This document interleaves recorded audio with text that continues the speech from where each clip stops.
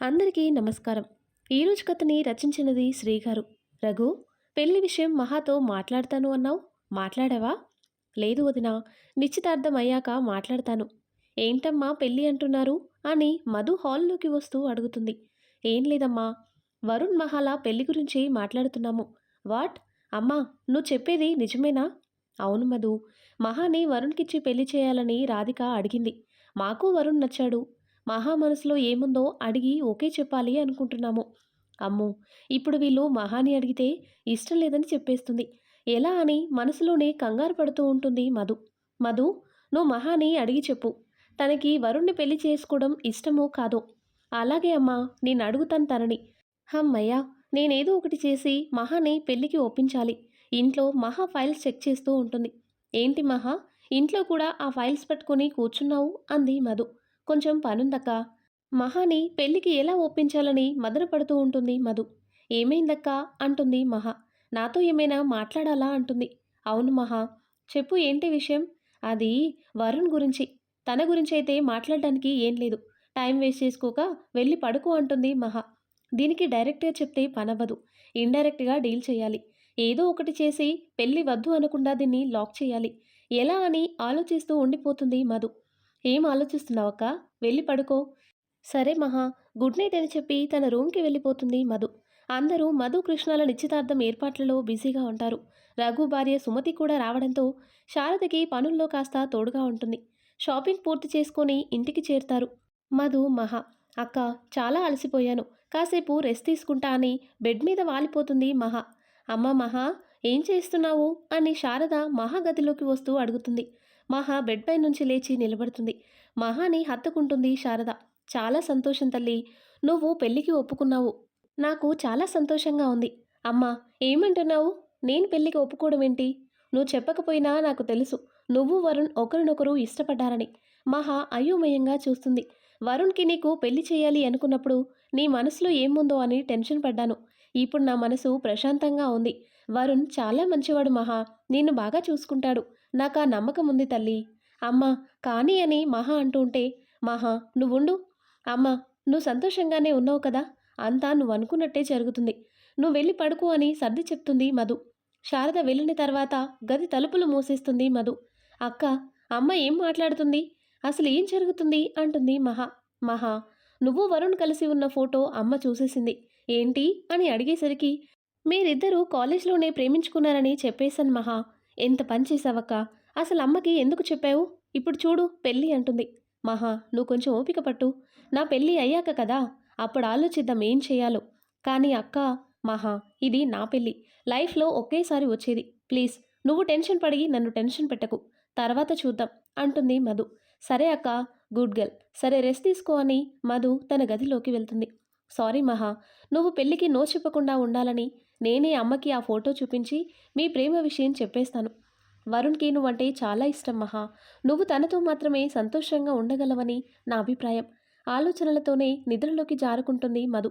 నిశ్చితార్థం రోజు మహా ఇల్లు మొత్తం హడావిడిగా ఉంటుంది. మధుని తయారు చేస్తూ ఉంటుంది మహా. అక్క, ఎంత బాగున్నావో తెలుసా? మధు సిగ్గుపడుతూ, చాలేవే నువ్వు కూర్చో, నిన్ను నేను తయారు చేస్తాను. పెళ్లి కూతురువి నువ్వు, నేను కాదు అంటుంది మహా. నా నిశ్చితార్థంలో నువ్వు తయారు కాకపోతే ఎలా? మాట్లాడకుండా కూర్చో అని మహాని కూడా తయారు చేస్తుంది మధు. బంధువులందరూ వస్తూ ఉంటారు. వరుణ్, రాధిక కూడా వస్తారు. శారద ఆప్యాయంగా వాళ్ళని ఆహ్వానిస్తుంది. ఎలా ఉన్నారు శారద? నేను బాగానే ఉన్నాను రాధిక. నువ్వెలా ఉన్నావు? నా బాధ్యతలని నా కొడుకు కోడలు తీసేసుకున్నారుగా, నాకేంటి, చాలా హ్యాపీగా ఉన్నాను. ఇంతకీ ఎక్కడా నా కోడలి పిల్ల? తయారవుతుందని చెప్పి రాధికని మహా రూమ్కి పంపిస్తుంది. రాధిక మహాని హత్తుకుంటుంది. మహా, నాకు చాలా సంతోషంగా ఉంది, నువ్వు వరుణ్ణి పెళ్లి చేసుకోవడానికి ఒప్పుకున్నందుకు. మహా నవ్వుతుంది, కానీ మనసులో టెన్షన్ పడుతూ ఉంటుంది. ఇంతలో వరుణ్ గదిలోకి వస్తాడు. నువ్వేంట్రా ఇలా వచ్చావు? అమ్మా, అది నిన్ను శారద ఆంటీ పిలుస్తున్నారు. అవునా, సరే నేను వెళ్తాను, మీరు త్వరగా రెడీ అయ్యిరండి అని చెప్పి రాధిక బయటికి వెళ్తుంది. మధు, నేను మహాతో కొంచెం మాట్లాడాలి మధు. సరే అని బయటికి వెళ్ళిపోతుంది. మహాతో మాట్లాడడానికి ప్రయత్నిస్తాడు వరుణ్. కానీ మహా తన మాటలు వినిపించుకోకుండా అటూ ఇటూ తిరుగుతూ ఉంటుంది. మహా, నీతో మాట్లాడాలి, కాస్త నేను చెప్పేది వింటావా అంటాడు వరుణ్. నేను నీతో ఏం మాట్లాడాలి అనుకోవడం లేదు, ముందు నువ్వు బయటికి వెళ్ళు. వరుణ్ అసహనంగా చూస్తాడు. సరే నువ్విక్కడే ఉండు, నేనే బయటికి వెళ్తాను అని బయటికి వెళ్తున్న మహా చెయ్యి పట్టుకుని తనని అలాగే గోడకి ఆంచి ఎటూ కదలకుండా అడ్డుగా నిలబడతాడు. వరుణ్, ఏంటిది, పిచ్చి పట్టిందా? అవును పిచ్చే, పడి చస్తున్నానే నువ్వంటే. అర్థం కావటం లేదా నీకు? నేను నీకు ఎంత దగ్గరవ్వాలని చూస్తుంటే నువ్వు అంతే దూరం పెంచుతున్నావు మన మధ్య. అసలు నేను ఏం చెప్పాలి అనుకుంటున్నానో వినిపించుకోవేంటి? నేనేమి వినను. ఎందుకు వినాలి? అసలు నీకు నాకు సంబంధం ఏంటి? మహా, అసలు నువ్వు అని అనేంతలోనే ఇంతలో గది తలుపులు తెరుచుకుంటాయి. శారద, రాధిక, సుమతి గది బయట నిలబడి ఉంటారు. వాళ్ళని గమనించి మహాకి దూరంగా జరుగుతాడు వరుణ్. ముగ్గురు లోపలికి వస్తారు. ఏరా, శారద నన్ను పిలుస్తుందని అబద్ధం చెప్పి నువ్విక్కడ చేస్తున్న పని ఇదా? వరుణ్ చెవిని మెలిపెడుతూ అడుగుతుంది రాధిక. అమ్మా, అదేం లేదు, తనతో మాట్లాడదామని వచ్చాను అంతే అంటాడు వరుణ్. వదిలే రాధిక, ఎలాగో కాబోయే భార్యాభర్తలే, సుమతి నవ్వుతూ చెప్తుంది. సరే త్వరగా బయటికి రండి అని చెప్పి ముగ్గురు అక్కడి నుండి వెళ్ళిపోతారు. మహా వైపు చూస్తాడు వరుణ్. తను కోపంగా చూస్తూ అక్కడి నుండి బయటికి వచ్చేస్తుంది. నిశ్చితార్థం ముహూర్తం దగ్గర పడటంతో వధూవరులను తీసుకురమ్మని చెప్తాడు పంతులు. మధుని తీసుకువస్తుంది మహా. మధు, కృష్ణ పీటల మీద కూర్చున్నాక రాధిక వరుణ్ణి, సుమతి మహాని తీసుకువెళ్ళి వాళ్ళ పక్కనే ఉన్న పీటల మీద కూర్చోబెడతారు. వరుణ్, మహా ఆశ్చర్యంగా చూస్తారు. అమ్మా, ఏంటిది, మమ్మల్ని ఎందుకు కూర్చోబెట్టారు? అయోమయంగా అడుగుతాడు వరుణ్. ఎందుకంటే ఇక్కడ జరిగేది మధు కృష్ణుల నిశ్చితార్థం మాత్రమే కాదు, మీ ఇద్దరి నిశ్చితార్థం కూడా. ఒక్కసారిగా ఇద్దరు అవాకవుతారు. కానీ అమ్మా, కనీసం మాకు చెప్పకుండా ఏంటి ఇదంతా? మీకు సర్ప్రైజ్ ఇద్దామని మధు, కృష్ణ ఇలా ప్లాన్ చేశారు. అది కాదమ్మా అని వరుణ్. ఎప్పటికైనా జరగాల్సిందే. ఇప్పుడు జరిగితే ఏమైంది? మీరిద్దరూ ఎలాగో ఇష్టపడ్డారు. అందుకే రెండు జంటలకి ఒకే ముహూర్తంలో పెళ్లి చేయాలని నిర్ణయించుకున్నాము. నువ్వు మాట్లాడకుండా కూచో. మహా మనసులో చాలా అలజడిగా ఉంది. ఏం జరుగుతుందో అర్థం కావటం లేదు తనకి. ఇప్పుడు తనేం చేసినా మధు నిశ్చితార్థం కూడా డిస్టర్బ్ అవుతుంది. అందుకే సైలెంట్గా ఉండిపోతుంది. రెండు జంటలు నిశ్చితార్థ ఉంగరాలు మార్చుకుంటారు. ఉంగరం పెట్టేటప్పుడు మహాని గమనిస్తాడు వరుణ్. తను చాలా డిస్టర్బ్డ్గా కనిపిస్తుంది. కానీ ఏమీ చేయలేని పరిస్థితి. నిశ్చితార్థం ముగుస్తుంది. అందరూ భోజనాలు చేసి వెళ్తూ ఉంటారు. మహాతో మాట్లాడాలని ప్రయత్నిస్తాడు వరుణ్. కానీ బంధువులతో ఇల్లంతా హడావిడిగా ఉండటంతో మహాని కలవడం కుదరలేదు తనకి. వరుణ్ రాధిక తీసుకుని అక్కడి నుండి ఇంటికి బయలుదేరతాడు. ఆ రోజు రాత్రి మహా గదిలో కూర్చొని వేలికి ఉన్న ఉంగరం చూసుకుంటూ ఉండిపోతుంది. సుమతి గదిలోకి వస్తుంది. అమ్మ మహా, ఏం చేస్తున్నావు? ఏం లేదు పిన్ని. ఏంటి ఈ టైంలో ఇలా వచ్చావు? మీ అమ్మ చాలా సంతోషంగా ఉంది మహా. మీ ఇద్దరికీ ఒకేసారి నిశ్చితార్థం జరగడం నిజంగా అంతా కలలా ఉంది. మహా స్మైల్ ఇస్తుంది. మహా, నువ్వు సంతోషంగానే ఉన్నావు కదా? అవును పిన్ని, మీరు సంతోషంగా ఉంటే నేను కూడా సంతోషంగానే ఉంటాను. ఇంతలో మహా ఫోన్ రింగ్ అవుతుంది. ఫోన్లో వరుణ్ పేరు చూసి సుమతి నవ్వుకుంటూ, మీ ఆయన ఫోన్ చేస్తున్నాడు, మాట్లాడు అని అక్కడి నుండి వెళ్ళిపోతుంది. మహా ఫోన్ కట్ చేసి స్విచ్ ఆఫ్ చేస్తుంది. రాక్షసి, స్విచ్ ఆఫ్ చేసింది అని ఫోన్ పక్కన పడేసి తల పట్టుకుని కూర్చుంటాడు వరుణ్. ఏమైందిరా వరుణ్, తల పట్టు కూర్చున్నావు? వరుణ్ గదిలోకి వస్తూ అడుగుతాడు కృష్ణ. ప్రేమంటే రంగుల ప్రపంచమని ఎవడన్నాడో గాని అది ముమ్మాటికి నిజంరా. ఇది ప్రపంచంలో రంగులన్నీ ఒకేసారి చూపించేస్తుంది నాకు. ఏమైంది? ఇంకేం కావాలి? ఫోన్ స్విచ్ ఆఫ్ చేసింది. వరుణ్, తను షాక్ నుండి ఇంకా తేరుకుని ఉండదు. నువ్వేమి టెన్షన్ పడకు, అంతా సర్దుకుంటుంది. లేదురా, ఇలా నేను కోరుకోలేదు. మహా తన పూర్తి ఇష్టంతో నాకు దగ్గరవ్వాలి అనుకున్నాను. కానీ తనకి ఇష్టం లేకుండానే నిశ్చితార్థం జరిగిపోయింది. తప్పలేదు వరుణ్. ఇంట్లో అందరూ సంతోషంగా ఉండాలని మధు, నేను ఇలా ప్లాన్ చేశాము.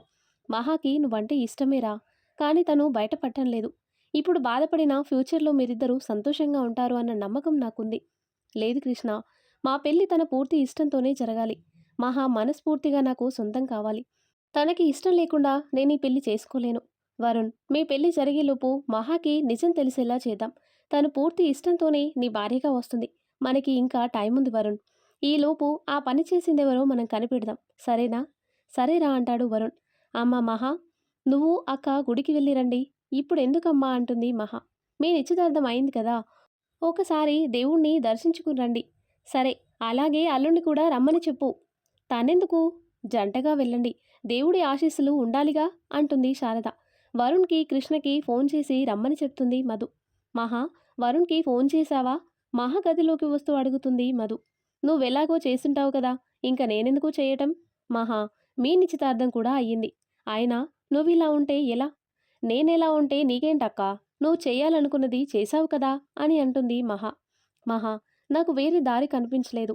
అందుకే అలా చేశాను. సారీ మహా. నువ్విలా డల్‌గా ఉంటే నేను భరించలేను. వదిలేయ్ అక్కా, గుడికి వెళ్దాం పద అని నలుగురు వరుణ్ కార్‌లో బయలుదేరతారు. వరుణ్ డ్రైవ్ చేస్తుంటే మహా పక్కనే కూర్చుంటుంది. కృష్ణ, మధు వెనక సీట్‌లో కూర్చుంటారు. గుడిలో దేవుడిని దర్శించుకొని ఇంటికి బయలుదేరతారు. వరుణ్ ఇంటి దగ్గర కారు ఆగుతుంది. వరుణ్, మీ ఇంటికి తీసుకొచ్చావేంటి? అమ్మ మహాని తీసుకుని రమ్మంది మధు. లోపలికి రండి. లేదు వరుణ్, నువ్వు మహాని తీసుకువెళ్ళు. నాకు పనుంది. నేను మధుని ఇంటి దగ్గర డ్రాప్ చేసి వెళ్తాను. సరే అయితే కార్ తీసుకెళ్ళు. ఓకేరా, బాయ్ అని మహాని తీసుకుని ఇంటికి వెళ్తాడు వరుణ్. రాధిక ఇద్దరిని చూడగానే సంతోషంగా దగ్గరికి వస్తుంది. మహాని తన గదికి తీసుకువెళ్తుంది రాధిక. అమ్మ మహా, పెళ్ళనుకున్నాక నీతో మాట్లాడడం కుదరలేదు. అందుకే నీతో మాట్లాడదామని తీసుకురమ్మన్నాను. చెప్పండి ఆంటీ అంటుంది మహా. ఆంటీ కాదు, అత్తయ్య అని పిలువు. మహా, నాకు సంతోషంగా ఉంటుంది. సరే అత్తయ్య. చూడు మహా, మా వరుణ్ చాలా మంచివాడు. నా కొడుకని చెప్పట్లేదు. వాడిని చిన్నప్పటి నుండి చూస్తున్నాను కాబట్టి చెప్తున్నాను. వాడికి ఎలాంటి భార్య వస్తుందో అని నా మనసులో భయం ఉండేది. కానీ నిన్ను చూశాక ధైర్యం వచ్చింది మహా. నువ్వు వాడిని నాలాగే చూసుకుంటావు. నాకా నమ్మకం ఉంది. మీరు నిశ్చింతంగా ఉండండి అత్తయ్య. అంతా మంచే జరుగుతుంది. సరే, వాడు నీకోసం చూస్తున్నట్టున్నాడు, వెళ్ళు. అదేం లేదత్తయ్య, నేనొచ్చింది మీకోసమే. నువ్వు పైకి అలా అన్నా మనసులో వరుణ్‌తో ఉండాలని ఉంటుంది. నేను ఆ మాత్రం తెలుసుకోలేనా? వెళ్ళు, పర్లేదు అంటుంది రాధిక. మహా అక్కడి నుండి వరుణ్ గదిలోకి వెళ్తుంది. రా మహా అని తన చెయ్యి పట్టుకోవడానికి ట్రై చేస్తాడు. మహా దూరంగా జరుగుతుంది. ముట్టుకున్నావంటే చంపేస్తాను. దూరంగా ఉండు నాకు. సరే లోపలికి రా. లేదు, నేను ఇంటికి వెళ్ళాలి అంటుంది మహా. అత్తయ్యతో ఏదో ఒకటి చెప్పి నన్ను మా ఇంటికి తీసుకువెళ్ళు అంటుంది. వరుణ్ వాళ్ళ అమ్మకి చెప్పి మహాని తీసుకుని బయటికి వస్తాడు. అప్పుడు గుర్తొస్తుంది వరుణ్కి కార్ కృష్ణ తీసుకువెళ్ళాడని. మహాని అక్కడే ఉండమని చెప్పి బైక్ తీసుకుని వస్తాడు. ఈ బైక్ ఏంటి, కారేమైంది అంటుంది మహా. మహా, గుడి నుండి వచ్చేటప్పుడు నిద్రపోయావా ఏంటి? కారు కృష్ణ తీసుకువెళ్ళాడు కదా. అవును కదా. సరే కూర్చో, వెళదాం. మహాని ఇంటి దగ్గర డ్రాప్ చేసి వరుణ్ వెళ్ళిపోతాడు. అదేంటే వరుణ్ అక్కడి నుండి వెళ్ళిపోతున్నాడు, లోపలికి రమ్మని పిలవలేదా? లోపలికి వస్తున్న మహాని అడుగుతుంది శారద. తనకేదో పనుందంట అమ్మా, మళ్ళీ వస్తా అన్నాడు. అమ్మా, నాకు కొంచెం టీ ఇవ్వు, తలనొప్పిగా ఉంది. సరే నేను తెస్తాను, నువ్వు వెళ్ళి రెస్ట్ తీసుకో.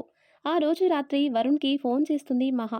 మహా పేరు చూడగానే సంతోషంతో ఫోన్ లిఫ్ట్ చేస్తాడు వరుణ్. చెప్పు మహా. వరుణ్, రేపు మీటింగ్ ఉంది, గుర్తుంది కదా. ఇది చెప్పడానికి ఫోన్ చేశావా అంటాడు వరుణ్. అవును, ఉదయాన్నే వచ్చి పికప్ చేసుకో అని చెప్పి కాల్ కట్ చేస్తుంది.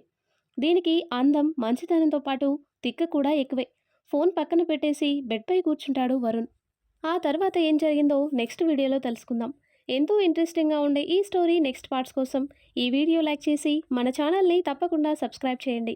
Thanks for watching.